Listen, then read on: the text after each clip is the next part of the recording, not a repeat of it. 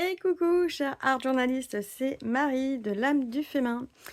Bienvenue dans cette nouvelle vidéo. Je vais t'expliquer comment utiliser du ruban, de la dentelle dans tes créations d'art journal.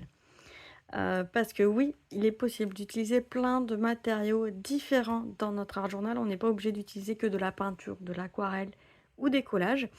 Et encore en collage, on peut coller énormément. Enfin là, quelque part, utiliser de la dentelle, ça fait partie pour moi des techniques de collage, mais pas que de papier. Voilà, on sort un peu de la matière papier. Alors ici, c'est un ancien art journal que j'ai fait. Je l'ai terminé il y a quelques temps maintenant, il doit y avoir 2-3 ans. Et sur la couverture, j'ai utilisé beaucoup de tissus, mais aussi à l'intérieur. Donc déjà quelques exemples, et puis après, je vais passer à la pratique. Je vais te montrer comment concrètement on peut l'utiliser. Ici, donc, j'ai utilisé Ah, c'était un vieux pantalon. Un vieux jean que j'ai lacéré. Et ça m'a permis de faire comme ça ces fils qui partent un peu dans tous les sens. Et là, j'avais une vieille dentelle que j'ai récupérée suite à, voilà, à un vide-maison. J'ai récupéré cette dentelle. Je te montrerai ensuite comment l'utiliser, comment créer avec. Donc, là, je suis partie sur une couverture qui est très couleur bois, couleur naturelle. Et tu vois que la dentelle, c'est pas sa couleur d'origine ici. Là, on a des embellissements qui sont en... C'est pas en terre cuite, mais c'est l'équivalent de la terre cuite. Donc, je les ai achetés déjà tout faits. Que quelqu'un avait créé comme ça. En terre cuite assez fine, ça fait même pas un demi-centimètre. Ça permet de les intégrer comme ça, ces créations. Et là, j'ai des embellissements métalliques. Et puis ici, voilà, des petites billes et des petits brillants en plastique. Et là, c'est des petits ressorts que j'ai fait avec du fil du fil métallique qu'on trouve dans les entreprises créatives. Alors, ils se sont un peu aplatis quand je le range. Mais voilà, ça apporte un petit peu de mouvement sur la page. Donc, la dentelle va s'intégrer en fait avec d'autres types de matières. Là, de façon plus simple sur le dos, j'ai pris la dentelle et la colorisation, je ne l'ai pas faite à la peinture, mais avec le brou de noix. Donc la dentelle a pris la colorisation du brou de noix et je voulais effectivement quelque chose qui ne soit pas homogène au niveau de la couleur. J'avais quelques autres créations, voilà, ici, celle-là par exemple, où là, j'ai utilisé, hop, sur celle-ci, la dentelle ici, pour souligner en fait un élément. Donc j'avais ce tag, cet élément-là, j'ai mis de la dentelle. Enfin, alors là, je parle de dentelle, mais c'est un ruban en fait. Un ruban. Ici, c'est un coquillage. Un petit élément. Et après, j'ai de la pâte de texture de la modeling paste qui va amener du relief supplémentaire.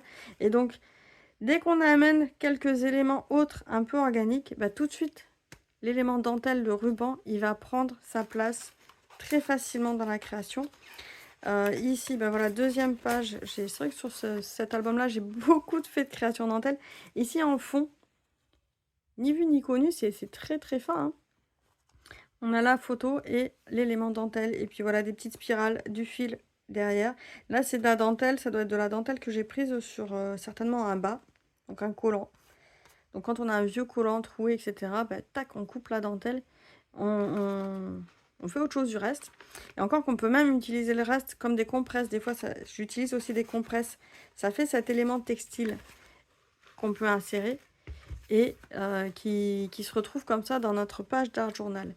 Là, j'ai un autre élément, c'est... alors, c'est pareil, on n'est plus trop dans le ruban, on est plus dans la dentelle. Et ben, en fait, c'est l'élément principal de la page. Au fond, ici, on a du papier qui avait été tamponné, du papier autocollant, et des petits éléments de coquillage, de nacre. Et là, c'est du bois, c'est du bois en épaisseur, c'est l'équivalent de la boîte de camembert. Je ne sais plus, ça devait être une barquette de fruits, quelque chose comme ça, sur lequel j'ai fait un tampon. Et donc, on voit que même avec des éléments qui sont relativement fins, il y a un petit peu de volume, mais pas tant que ça non plus sur cette page, on peut créer dans un carnet, donc sans avoir 2 cm de matière par-dessus, et faire des choses sympas. Donc c'est là, l'intérêt de la dentelle va être là. Faire des choses qui prennent pas énormément de volume. Ici, voilà, typiquement, utiliser les compresses. Alors des fois, on a des vieilles boîtes de compresses qui sont plus stériles. En fait, quand il y a la date de péremption, c'est pour garantir la stérilité. Eh bien, il suffit de les baigner un peu dans une couleur, quelle qu'elle soit, et on peut s'en faire, ça fait un peu filet de pêche. C'est sympa. Et en plus, en général, on arrive toujours à trouver quelqu'un qui a des vieilles compresses qui veut se débarrasser. Donc voilà comment on peut utiliser en fait le textile dans sa création. Là, bah, voilà, c'est le retour de la page de garde. Voilà, donc 2022, j'ai fini le carnet en 2022. Là, j'ai fait le retour ici de la dentelle à l'intérieur. Donc ça me fait le petit l'intérieur. Et là, c'est aussi avec du brou de noix comme la fin du carnet. Voilà. Donc comment intégrer ça? Comment faire ça? Eh bien, c'est parti. On va prendre mon art journal du moment, mon carnet. En ce moment, je suis sur un format, hop, je suis revenue sur un format A4. A4, feuille canson du 300 grammes, c'est des feuilles assez épaisses, en reliure à anneaux. Et hop, on va se mettre ici sur une nouvelle page. C'est parti, je pense que je vais prendre dans ce sens-là d'ailleurs. Ça va être plus simple. Donc ce carnet-là, alors là, je suis sur une page en plus qui est déjà texturée. Alors ce carnet, il est un petit peu texturé d'un côté, je sais pas si ça va bien se voir. Voilà, un peu texturé. Et les feuilles sont lisses juste derrière. Un côté texturé, un côté lisse. Voilà. Donc on va prendre le côté texturé. Hop. Et je vais prendre ma boîte, ça fait partie de mes boîtes un peu coffre fourre-tout à trésor. Où là c'est ma boîte à ruban et à ruban et puis à matière un peu textile. Donc j'ai vraiment mis tout dedans. Il n'y a pas besoin de toujours bien ranger ses affaires, c'est pas un souci. Comme ça on les redécouvre toujours un peu. Donc là j'avais déjà repéré. Alors c'est là sur le coup je suis pas sur du... Ça doit être du lin tissé ou je sais pas ce que c'était, mais c'était avec un bouquet de fleurs ou un œuf de Pâques, je sais plus. Donc ça c'est pratique. Ça on garde, on met toujours de côté. Là on est... Alors là je pense que ça n'a jamais été cousu, mais c'est quelque chose que j'ai retrouvé chez quelqu'un. Et j'ai dit oui j'embarque. Donc voilà ce genre de dentelle là. Là aujourd'hui je pars pas sur ce genre de ruban, parce que ce genre de ruban moi je les utilise plutôt telles quelles sans trop les transformer. Ça va me permettre de fermer mon art journal des fois quand il est trop gros. Ça me fait le petit nœud de finition qui est sympa. Là j'ai des rubans qui sont un peu plus en texture. Là c'est pas ce qui me parle pour le moment. Voilà, bah, ça c'est typiquement le ruban que j'avais utilisé, donc je vais le réutiliser là aujourd'hui. Et est-ce que je vois d'autres choses là? Donc j'ai vraiment des rubans de toutes les tailles. Ouais, les rubans de rideaux là, c'était pour faire des rideaux. Normalement ça se remet comme ça je crois en couture. Et voilà, ça me parle pas, ça ira pas avec les autres. Voilà, mais pas hésiter à se faire sa petite boîte de rubans. Là c'est beaucoup de récup hein. Bah, par exemple là, typiquement il y a marqué Léonidas dessus. Parce qu'on m'a offert des chocolats. J'ai mis le ruban de côté, je verrai bien ce que j'en fais. De temps en temps, je fais le tri aussi parce que il y a... Voilà, mais des rubans que j'ai achetés quand je faisais du scrapbooking. J'en ai acheté trop, clairement. J'en ai acheté trop pour ce que j'en utilise. Mais bon, voilà, j'ai plein de sortes de petites ficelles. Ça me permet aussi, quand je fais des cadeaux, je réutilise. Voilà, ma boîte à ruban dans une boîte... ça fait plus de 10 ans que je l'ai, du coup, 11 ans même. Et c'est bien d'avoir ça à disposition parce que c'est... Voilà, il faut se réserver un petit volume de ruban et puis aller en mettre de côté. Alors, moi, l'idée, c'est vraiment ici aujourd'hui de faire une démonstration, mais vraiment pour intégrer les rubans. Donc, je vais faire plusieurs lignes de ruban. Je vais faire 3 lignes de ruban. On va le faire comme ça. Ouais. Alors, comment on fait pour coller du ruban? Parce que là, ça va être la première question. Comment on fait? Alors, on peut utiliser de la colle, j'allais dire assez classique, de la colle blanche. Là, sur le coup, je vais déconseiller le bâton U parce qu'on va mettre plus de matière dans les trous que dans le tissu pour le coller. Donc, je vais déconseiller clairement la colle U. On peut utiliser de la colle blanche assez liquide. Il faudra juste prendre le temps que ça sèche. Donc, faudra... Là, c'est des pages quelque part qui vont nécessiter des temps de séchage plus importants de façon générale dès qu'on amène de la matière. Et moi, ce que j'utilise quand on veut vraiment quelque chose qui dure dans le temps, qui est sûr, c'est tout ce qui va être les gels médiums, donc du soft matte gel. Ça, c'est un gel qui fait c'est Finaber qui a fait ce genre de produit avec la marque Prima. Et donc, ça, c'est, j'allais dire, un peu le fourre-tout au niveau gel médium. C'est-à-dire qu'on peut changer la couleur en mélangeant avec des couleurs.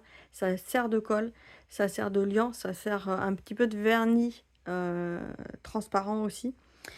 Donc, il est possible de faire beaucoup de choses avec. Et là, je vais l'utiliser. Alors, par contre, c'est effectivement du matériel qui coûte un petit peu plus cher que juste de la colle blanche.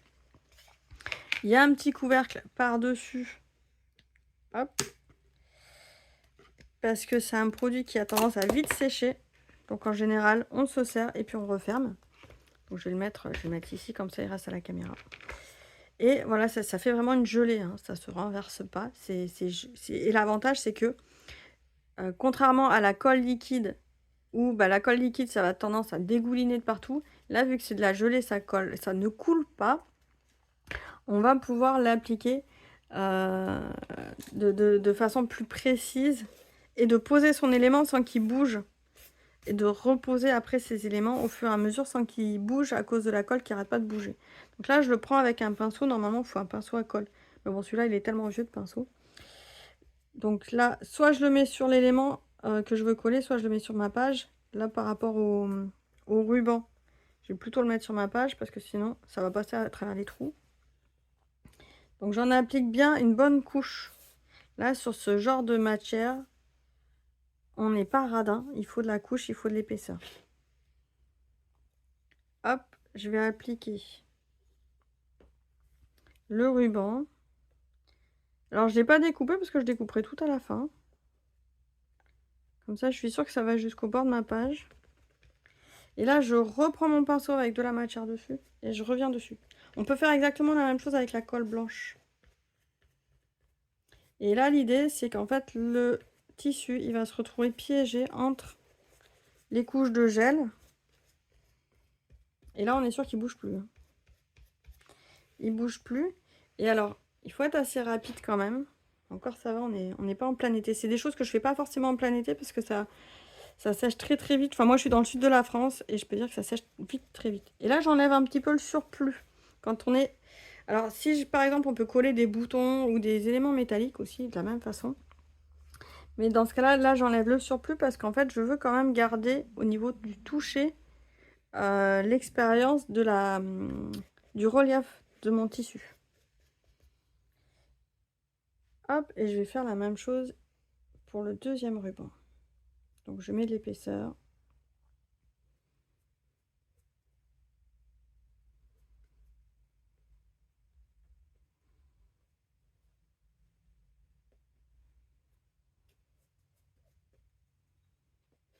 Je prends le deuxième ruban. Hop.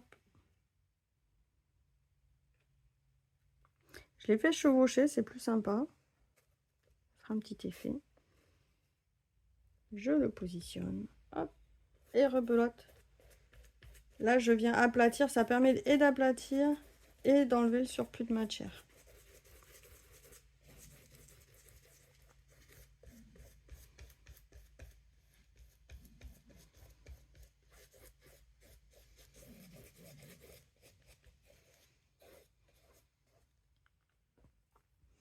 Et là, je me dis qu'en fait, celui-là, je vais peut-être faire la jonction entre les deux. Allez, je vais rester comme ça. Hop. La jonction entre les deux. J'ai un morceau de pinceau qui vient de tomber.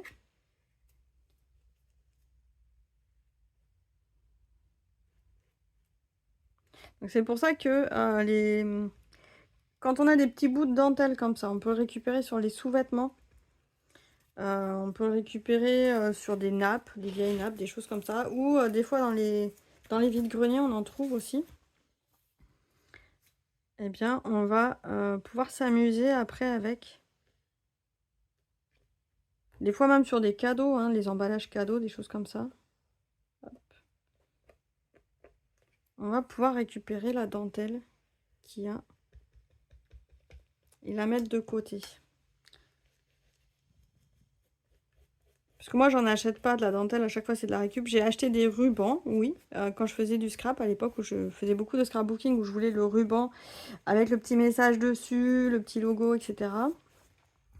Euh, et en fait l'usage est assez restrictif sur ces rubans là.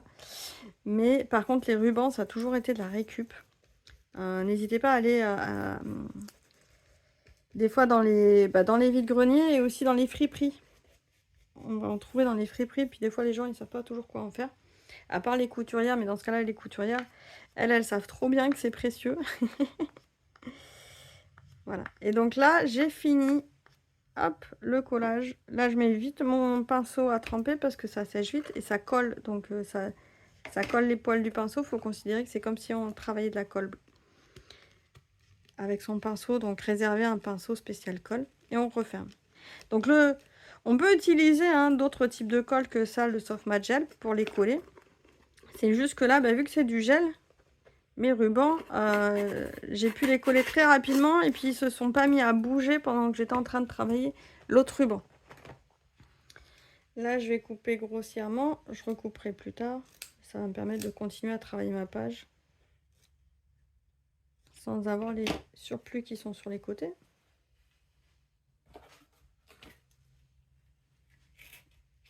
Hop, là j'enlève un petit peu le surplus. Voilà. Et là, on va faire un premier temps de séchage. Hop. Alors, je ne sais pas si tu as fait attention, mais à aucun moment, je n'ai parlé de choisir le ruban en fonction de sa couleur. Parce que c'est déjà compliqué des fois de choisir le motif de son ruban. Si en plus, il faut qu'on arrive à trouver la couleur qui va bien, ça va être compliqué. Et puis des fois, on n'a pas toujours envie de travailler sur des couleurs craft avec les rubans qui, en général, quand ils sont anciens, c'est plutôt du beige. Voilà, là, c'est un petit peu rosé. Et c'est pas toujours nos couleurs ou les couleurs qu'on a envie d'avoir dans le moment. Et donc pour ça, eh bien, on va retravailler la couleur de son ruban. Il y a plusieurs méthodes. Alors soit j'aurais pu les tremper dans de l'encre colorée. J'ai des petits morceaux de pinceau là qui se sont écaillés, qui sont tombés, ça m'énerve. Voilà. Donc soit j'aurais pu changer la couleur du ruban avant de le coller avec des encres liquides qui auraient pu changer, par exemple ici prendre un bleu et faire un bleu foncé, etc. C'est une possibilité. Comme j'ai fait aussi avec le beaucoup de noix, c'est une possibilité. Là, ce que j'avais envie de proposer aujourd'hui, c'est de repasser une couche de gesso blanc par-dessus qui va permettre d'homogénéiser en fait les couleurs entre elles. Là, je vais prendre un pinceau blanc, du gesso. Alors après, on peut partir sur une autre couleur de fond. L'idée, ça va être d'homogénéiser la couleur des rubans. Et donc là, on enlève complètement l'identité de la couleur. Enfin, l'identité de la couleur de chaque ruban. On va harmoniser tout ça. Et ça va nous permettre de partir sur une page blanche texturée avec le motif du ruban. Et là, après, tout est possible quand on part de là. Donc, soit on le laisse, là, dans les exemples que j'ai donnés au départ, soit on laisse la couleur du ruban, la couleur naturelle du ruban, soit on part là-dessus. Soit on le colore avant de le coller, soit, eh bien, on vient travailler la couleur une fois qu'il est collé comme ici en faisant une surcouche par-dessus. On peut aussi directement le faire avec des encres en spray une fois qu'il est collé. Hop! D'ailleurs, on va s'amuser un peu avec cet effet-là après. Donc avec le pinceau, de temps en temps, je frotte un petit peu le pinceau pour que ça rentre bien dans les aspérités du ruban. Parce que c'est un peu le piège aussi. On a du relief. On prend le temps de bien rentrer la couleur dedans.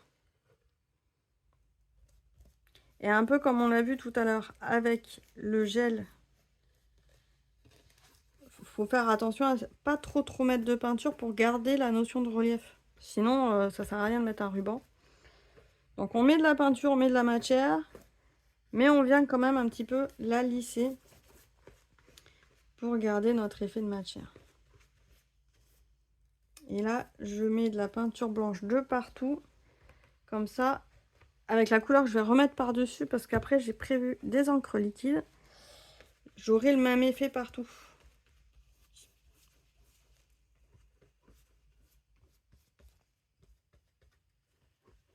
Hop. Je suis sur la fin de mon pot de gesso, j'arrive pas à prendre assez de matière. Voilà. C'est mieux.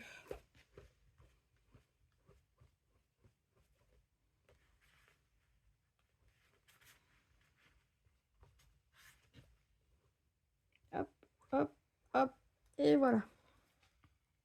Alors, là, je vois qu'il me reste de la peinture sur mon pinceau. J'hésite pas à venir l'essuyer en fond. Ça me permet de rendre plus clair mon fond de page. Voilà. Et hop, à tremper. Deuxième et dernier temps de séchage.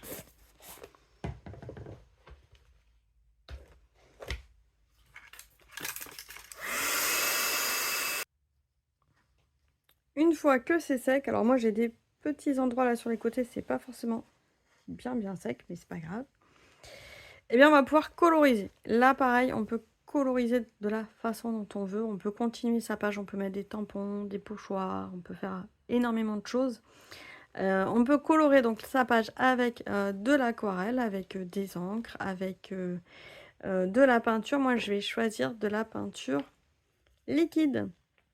Donc la marque Liquitex en encre acrylique. Donc l'encre acrylique, pour moi c'est de la peinture fluide. Peut-être pas tout à fait vrai, mais en tout cas c'est l'idée. Qui va être plus ou moins opaque. Donc là par exemple on est sur de la transparence terre d'ombre brûlée. Et là on va être sur de l'opaque, moitié opaque on va dire. Rose, or rose. Voilà, du noir aussi, carbone noir. Qui là va être très opaque. J'ai du blanc, j'ai du jaune, j'ai aussi d'autres couleurs, mais je pense que je vais garder ces quatre couleurs là. Je ne sais pas si je mettrai du blanc parce qu'il y a déjà une bonne base de blanc. Et je vais m'amuser avec ça. Alors, je vais commencer par un tout petit peu de noir. Et l'idée, eh bien, ça va être pour moi de faire des dégoulinures, des taches. Donc pour ça, je vais utiliser aussi un spray avec de l'eau à l'intérieur. Je vais peut-être même les mettre sur les côtés, ça sera plus pratique. Voilà. Donc ça se présente en fait ici avec une pipette à l'intérieur. Parce que c'est liquide en fait. On arrive... on est sur de l'encre, c'est pour ça qu'on appelle ça de l'encre. En fait, c'est vraiment acrylique, c'est-à-dire qu'une fois que c'est sec, ça va pas pouvoir se remélanger. Mais ça a la fluidité de l'encre, de l'eau. Voilà. Donc on va pouvoir faire des petites taches comme ça. Alors je vais pas trop bouger pour le moment Voilà, ici. Donc ça, le noir, j'en mets pas trop.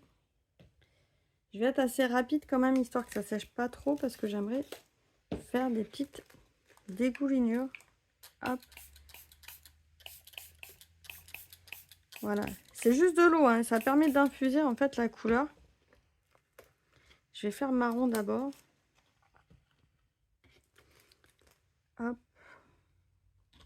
Donc il va me permettre de le faire un peu plus en quantité.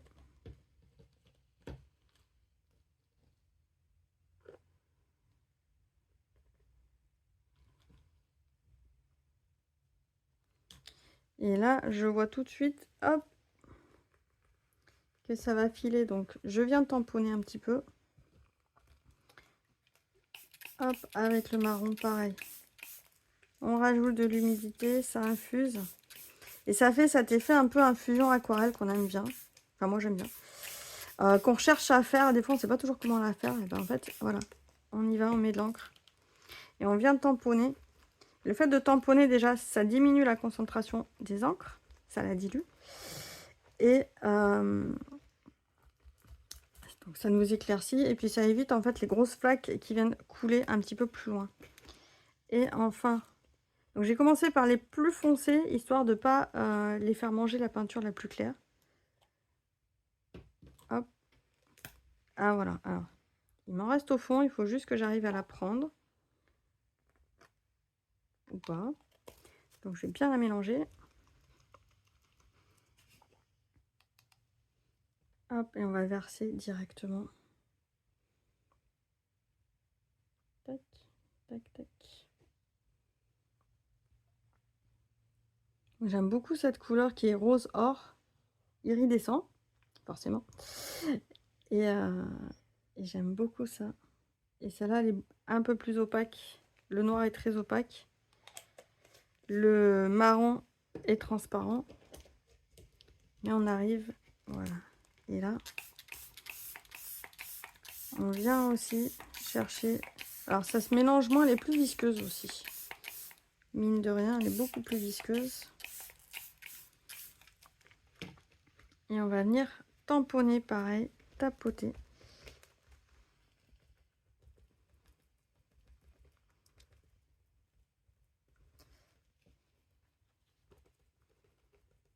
Alors voilà, là ma peinture blanche n'était pas totalement sec en dessous.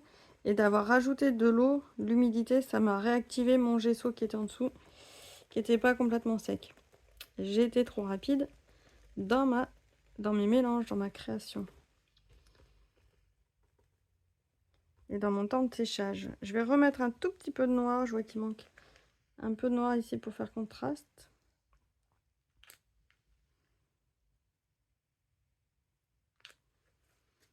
Et on fait des allers-retours comme ça avec les couleurs. Et c'est ça qui va amener la profondeur. Hop.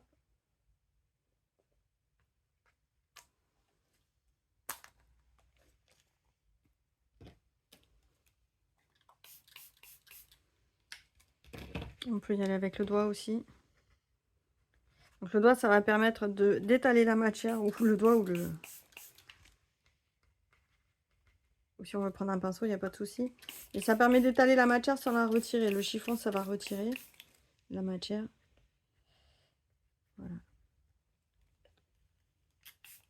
Et pas trop étalé non plus, parce qu'en fait, l'idée, c'est que ce soit l'encre qui vienne dans les aspérités. Hop. Et pas étalé, parce que là, j'ai fait un marron, un gris. Un gris étalé qui n'a pas du tout le même effet que quand ça va vraiment aller à l'intérieur. La couleur, elle va vraiment d'elle-même aller à l'intérieur des motifs. Donc c'est très différent. Et là, pareil, on refait sécher. Alors voilà comment intégrer sa dentelle dans sa création avec la couleur. Là, l'idée, c'est que ça apporte de la texture. Par contre, si on trouve que finalement, on l'a trop noyée sous la peinture, qu'elle ne ressort pas suffisamment, qu'on veut qu'il y ait un petit peu plus de relief, eh bien, on va pouvoir ajouter la petite touche de lumière en blanc ou en noir, ou en foncé et en clair, si on ne veut pas avoir quelque chose d'aussi tranché que le blanc et le noir, pour réactiver un peu le relief.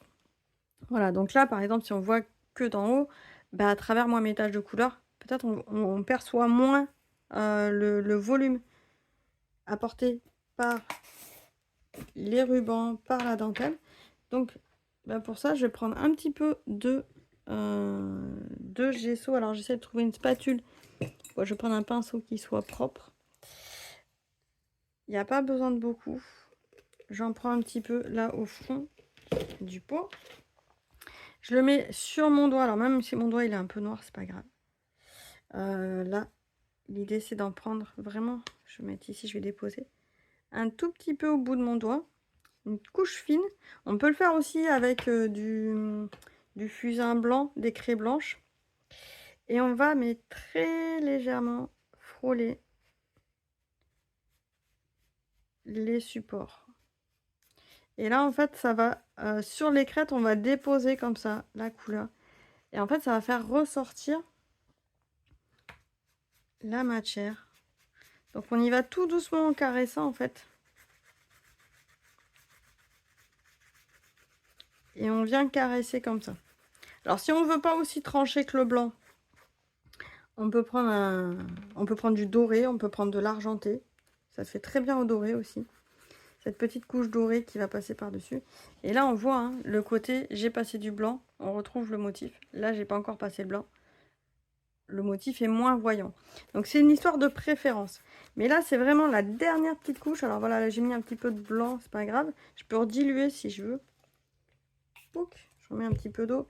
Je viens de diluer mon gesso si ça vient faire quelque chose d'un peu plus estampé. Hop, je viens tamponner. Et ça fait un autre effet, il n'y a pas de souci. Des fois, quand on met ce blanc comme ça par-dessus, ça reprend un petit peu la couleur qu'il y avait en fond, surtout si on travaille avec des encres aquarelles, sur une base d'eau qu'il y avait avant, en coloration. Donc c'est ok, ça veut dire qu'après, il faut repasser plusieurs fois du blanc si on trouve que ça s'estompe en séchant. Voilà, et on fait tout doucement, tout tranquillement, et là, notre motif, il ressort tout de suite. Et on voit qu'on a mis un ruban, qu'on a mis du relief.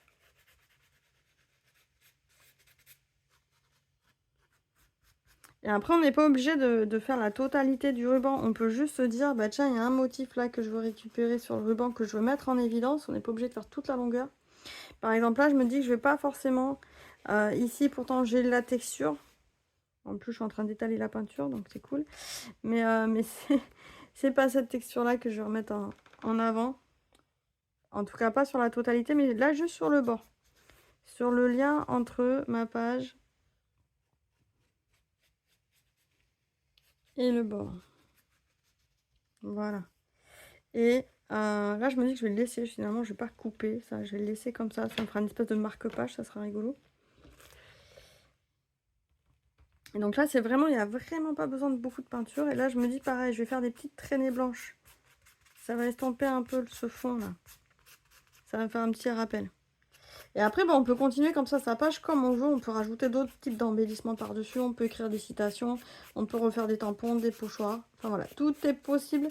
Mais voilà, l'idée de cette vidéo, c'était surtout de montrer comment utiliser, comment intégrer des rubans, des dentelles dans sa création.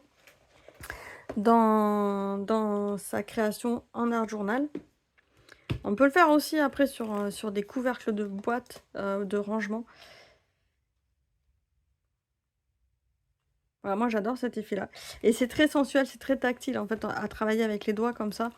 On se rallie à une autre façon de créer. Et puis c'est surtout que c'est pas forcément quelque chose qui demande... Alors il faut avoir un peu sa réserve de dentelle, mais même avec de la colle, même on peut coller même avec du gesso. Voilà, c'est juste que ça sera un peu plus fluide. Le soft matte gel, ça permet d'avoir un gel qui soit vraiment prenant tout de suite. Ça prend tout de suite le ruban dans la matière, ça évite qu'il glisse. Mais à part ça, on peut toujours s'arranger. Voilà, dis-moi en commentaire si ce genre d'astuce te parle, si c'est quelque chose que tu utilisais déjà, les rubans, les tissus, le textile, dans tes créations en art journal. Et puis, si tu veux aller plus loin, n'hésite pas à t'inscrire, à t'abonner à la newsletter de l'âme du féminin. Il y aura toujours plein d'astuces, des challenges, des propositions d'ateliers de création en art journal. Voilà, on se dit à bientôt dans une prochaine vidéo. Amuse-toi bien. Ciao!